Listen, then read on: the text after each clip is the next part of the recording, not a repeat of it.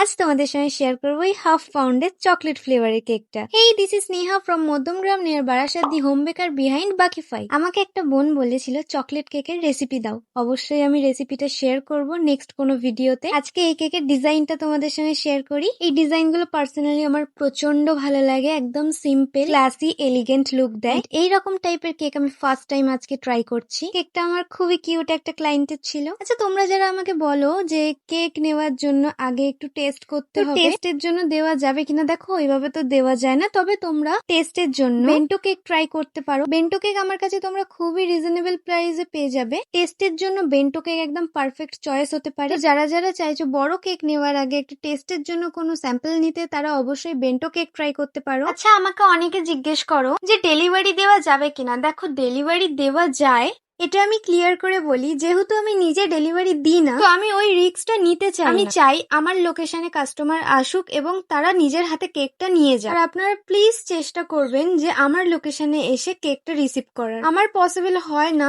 Delivery গিয়ে দিয়ে আসা, তো এটা আমার ভয় থাকে যে কেকটা কোনোভাবে ড্যামেজ না হয়ে যায় আমি যাকে দিয়ে পাঠাচ্ছি। তো তাই জন্য প্লিজ তোমরা আমার লোকেশনে আসো এবং কেকটা রিসিভ করো। আর আজকের এই চকলেট কেকটা তোমাদের কেমন লাগলো অবশ্যই কমেন্টে জানিও। জলদি ফলো করে দিও, ইউটিউব থেকে দেখে থাকলে সাবস্ক্রাইব করে দিও। কমেন্টে অবশ্যই জানিও কেকটা তোমাদের কেমন লাগলো। এখানে একটা কোড লিখে দিতে বলেছিল, তাই আমি সেই কোডটা লিখে দিলাম এখানে।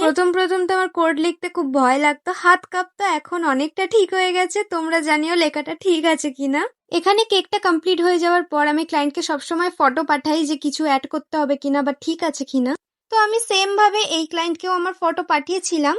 ফটো দেখে বলেছিল কিছু সুগার বল অ্যাড করে দিতে, বিকজ ফাঁকা লাগছিল, তাই আমি কিছু সুগার বল অ্যাড করে দিলাম। এন্ড ফাইনাল লুক কিছুটা এরম এসছে। তো তোমরা কেমন লাগছে অবশ্যই জানিও কমেন্ট করে। এই ফটোটা পাঠানোর পরও বলেছিল পুরো এরিয়াটা কভার করে দিতে সুগার বল দিয়ে, তো আমি পুরো মাঝখানটা যেটা ফাঁকা রেখেছিলাম ওটাও পরে কভার করে দিয়েছি। ওটা আর ক্লিপ নেওয়া হয়নি লাস্টে।